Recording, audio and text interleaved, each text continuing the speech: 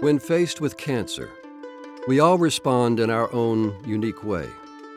In these difficult situations, we find time and again that the youngest members of our communities often respond to hardship and loss in the most mature, inspiring, and unexpected ways.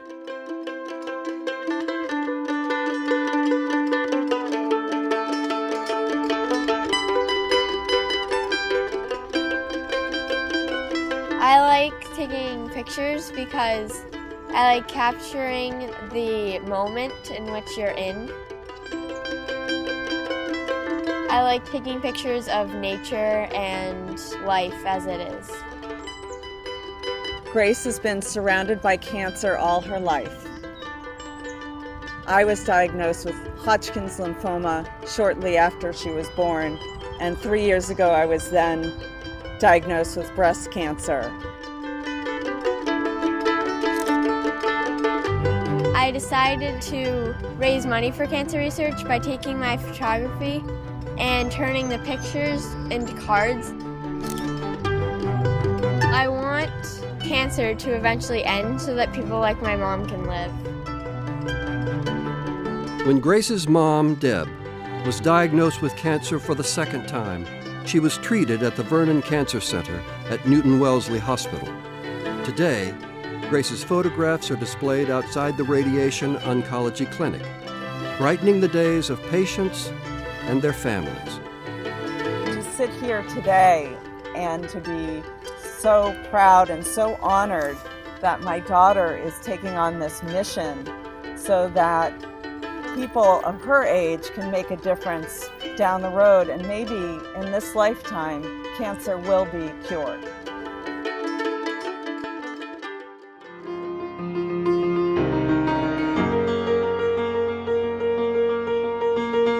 Jared and Nick, as part of the Shore basketball team, decided to do something to honor my wife and Jared's mother.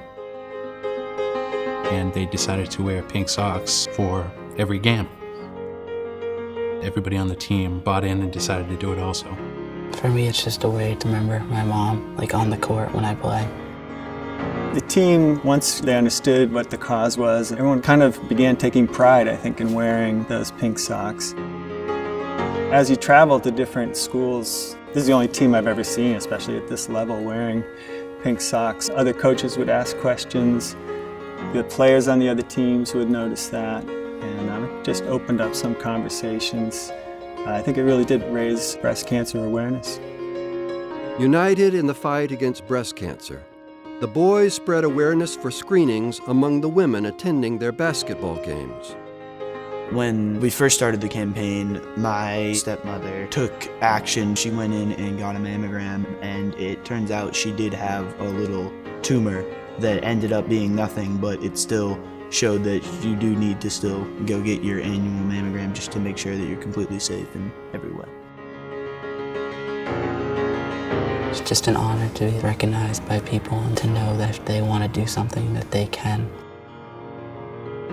I thought it was great. He took it upon himself to do all this and to wear something to honor her during her sickness and after. I'm proud of him.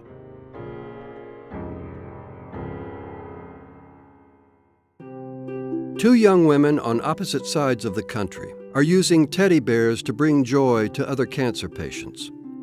I was diagnosed my freshman year of college with osteosarcoma. I went through about roughly a year of treatment and therapy to learn to walk again. I was diagnosed with Wilms tumor at 2.5 years old, which resulted in that complete removal of my left kidney. Following that, I had 6 months of chemotherapy, and then for about 7 years afterwards, I had to go back to this hospital to get my blood tests every year.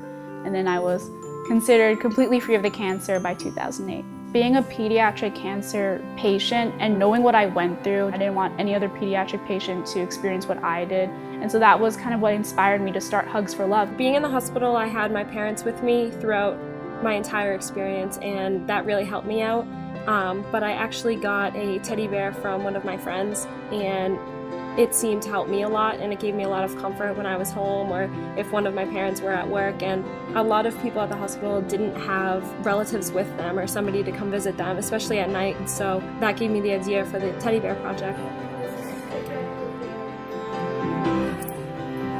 I come in and I bring bears to the patients. That way they have someone to cuddle with at night. I wanted to make sure that every child in the world with cancer wasn't suffering. From what I've seen so far, it really does help people, and everyone seems really grateful and really responds to it well.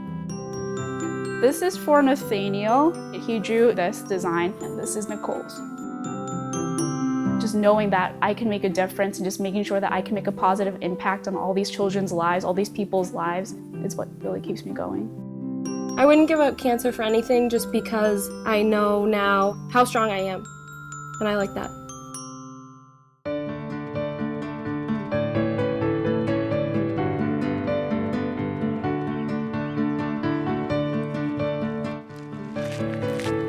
When I was 9 years old, my dad was diagnosed with a rare and aggressive form of prostate cancer. The day my dad was diagnosed, I formed Team Winter for prostate cancer research and awareness. Sadly, my dad passed away only 10 months after the time he was diagnosed. Winter Vinecki holds the distinction of being the youngest person ever to run a marathon on all 7 continents. The 15-year-old athlete already has her sights set on the Olympic Games and on beating prostate cancer. By forming Team Winter, it's raised close to $500,000 that's went towards research and awareness. She's able to use her athletic abilities to get her message out there, which is really important. To do it not for yourself, but for the 1 in 6 men in the world is a very powerful message, coming from a 15-year-old girl. It's surprising how many times we either get a phone call or get an email about their story and how they got screened because of Winter and her story. And I think it's really important that she continues to do what she's doing, because she is making a difference in the world and she is saving lives. The youngest 100 honorees are notable not only for their age, but for their will to make a difference. They empower all of us to choose action over idleness and hope over despair. They are extraordinary. All of the 100 honorees are, and the Mass General Cancer Center is honored to recognize them.